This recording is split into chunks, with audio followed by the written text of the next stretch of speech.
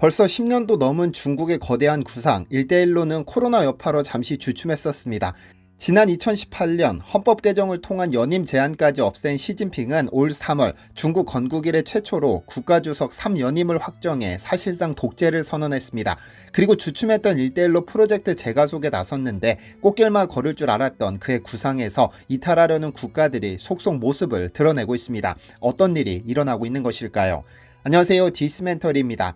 지난 2013년 9월 당시 카자흐스탄 수도 아스타나 나자르바예프 국립대학을 방문한 시진핑은 이 자리에서 1대1로라는 거대한 계획을 공식화했습니다. 일대는 중국에서 출발해 키르기스스탄, 카자흐스탄, 우즈베키스탄, 아제르바이잔, 이란, 터키, 우크라이나, 독일까지 다다르는 육상 실크로드를 일로는 중국으로부터 말레이시아, 태국, 미얀마, 방글라데시, 인도, 스리랑카, 몰디브, 파키스탄, 예멘, 케냐, 탄자니아, 그리스, 이탈리아를 연결하는 해상 실크로드를 의미합니다. 무려 150년이라는 엄청난 시간이 필요하지만 만약 이 프로젝트가 중국의 계획대로 현실화된다면 전 세계 65개국을 포괄하고 각종 사업에 참여하는 국가만 144개국에 이릅니다. 전 세계 GDP의 약 32%, 전 세계 무역의 39%, 전 세계 인구의 63%가 전부 중국의 영향권 아래에 들게 되죠. 사실상 21세기형 경제 식민지를 건설해 미국을 누르고 명실상부한 세계 1위 패권국이 되는 겁니다. 그런데 이렇게 원대한 목표가 자초위기에 놓였습니다. 왜냐하면 1대1로의 핵심 국가들, 그러니까 중국이 큰 그림을 위해 자존심까지 버리고 형제 나라라고 부르던 국가들이 속속 1대1로에서 이탈하려는 움직임을 보이고 있기 때문인데요. 대표적으로 유럽의 이탈리아가 탈퇴하기로 가닥을 잡았습니다. 이틀 전 미국 월스트리트 저널은 1대1로 사업에서 탈퇴하기로 한 이탈리아가 중국을 달래기 위해 외교적 노력에 나섰다고 보도했습니다. 즉 1대1로 탈퇴로 인한 중국의 경제보복 가능성 등 탈퇴 결정에 따른 불똥이 자국 기업과 관광산업에 튀지 않도록 중국을 자극하지 않으면서 부드럽게 탈퇴할 방법을 고민하고 있는 것이죠. 이를 위해 이태리 부총리 겸 외교장관 안토니오 타야니는 9월 3일 베이징을 방문해 회담을 가졌습니다.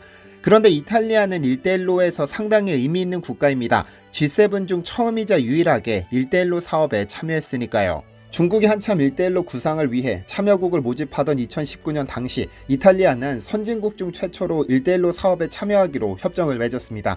보통 어떤 사업을 진행할 때 참여기업 또는 참여국가가 어디냐에 따라 그 사업의 외형이 결정됩니다. 아주 작은 경매 행사에 삼성이 참여한다면 그 자체로 행사의 외형이 거대해지죠. 마찬가지로 G7인 이탈리아의 1대1로 참여는 찻잔 속의 태풍에 그칠 뻔했던 이 사업의 외형을 매력적으로 탈바꿈시켰습니다.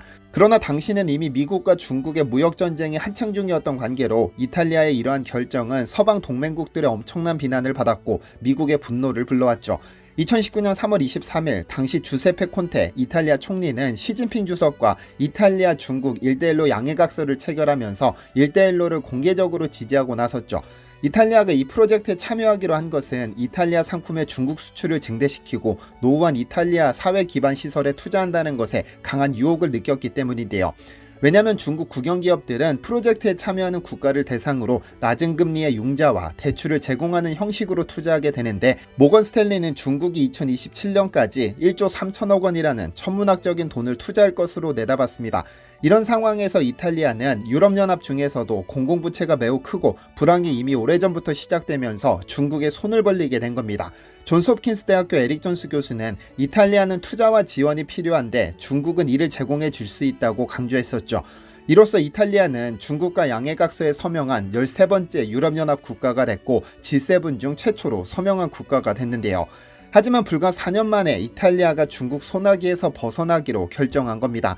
귀도 크로세토 이탈리아 국방장관은 이탈리아의 1대1로 참여에 상당한 불만을 품고 있습니다.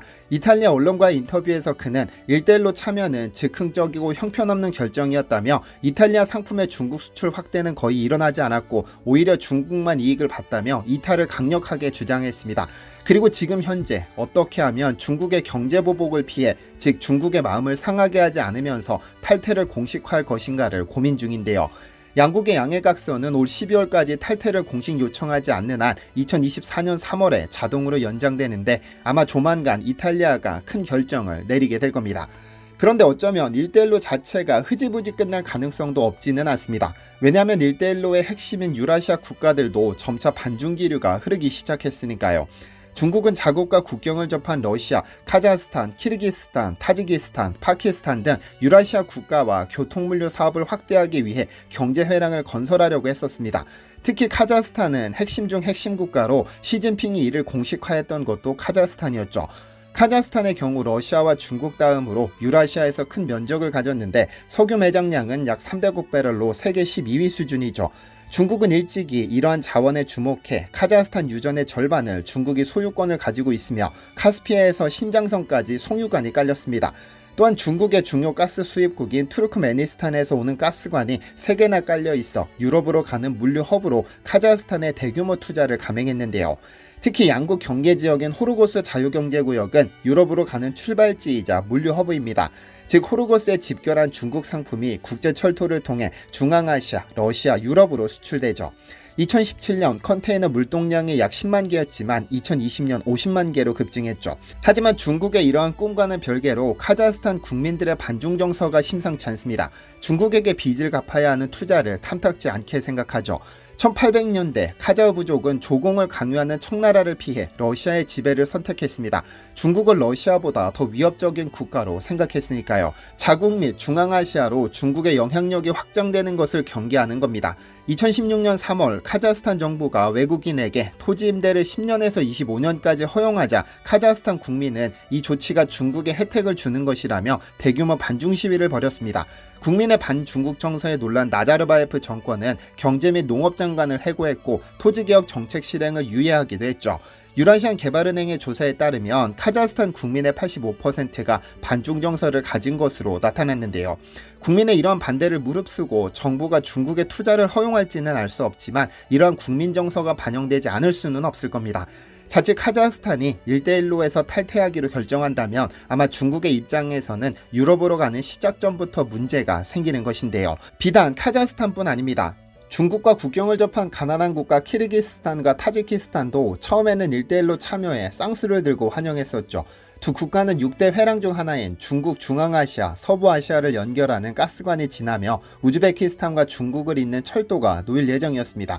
물론 중국이 투자할 것이고 중국의 도움으로 주변국을 이어주는 도로까지 건설했죠. 키르기스스탄의 경제학자들은 키르기스탄의 최적의 기회를 가져다 줬다며 극찬하기도 했었습니다. 타지키스탄 역시 중국과 교역하지 않고는 경제 운영이 불가능한 상황이기 때문에 1대1로에 참여하게 됐는데요. 이에 중국은 2016년 타지키스탄 서부 도시에 철도를 개설했고 이로써 중부와 남부가 철도로 연결됐습니다. 여기에 타지키스탄 최대 사업인 수력 발전에도 중국이 적극 투자해줬으니 고마운 마음이 있었죠. 그런데 실상은 다릅니다. 중국이 투자한 것은 공짜가 아니었으니까요.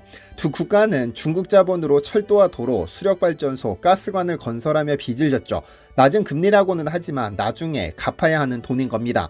키르기스탄의 경우 1대1로 사업 후 GDP 대비 국가 채무가 16% 늘었고 이 중 71%가 중국에 진 빚입니다.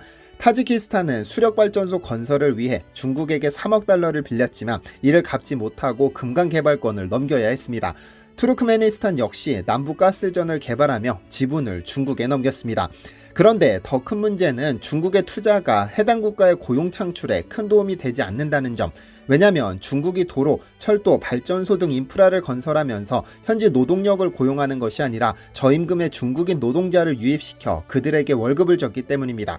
자국에서 벌어지는 거대한 인프라 공사에 자국 노동자 비중은 극히 적다 보니 빚만 늘었을 뿐 실질적인 고용 창출에는 전혀 도움이 되지 않은 것이죠. 투르크메니스탄과 우즈베키스탄은 현지 노동자 고용을 의무화하는 법을 제정했으나 키르기스탄과 타지키스탄은 중국 등살에 이러한 법조차 제정하지 못한 채 중국인 노동자들에게 일자리를 빼앗겨버린 겁니다.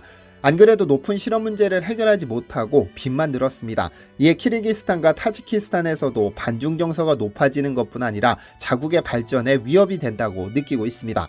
경제는 중국에 크게 의존하지만 사회적인 반감이 커져 과연 1대1로에 참여하는 것이 실익이 있을지 의문입니다. 국민들의 불만은 고조되는 상황에서 경제는 중국에 의존하다 보니 1대1로가 21세기형 식민지라는 말이 나오는 것도 과언은 아닌 듯한데요.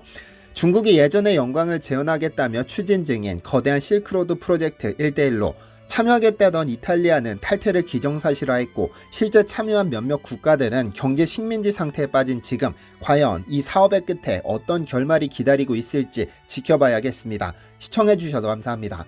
디시멘터리에서는 여러분의 제보를 기다립니다. 제 채널에서 다뤘으면 좋겠는 뉴스 또는 널리 알려졌으면 하는 영상은 디시멘터리 네이버닷컴으로 보내주시면 소중히 제작하겠습니다. 시청해주셔서 감사합니다.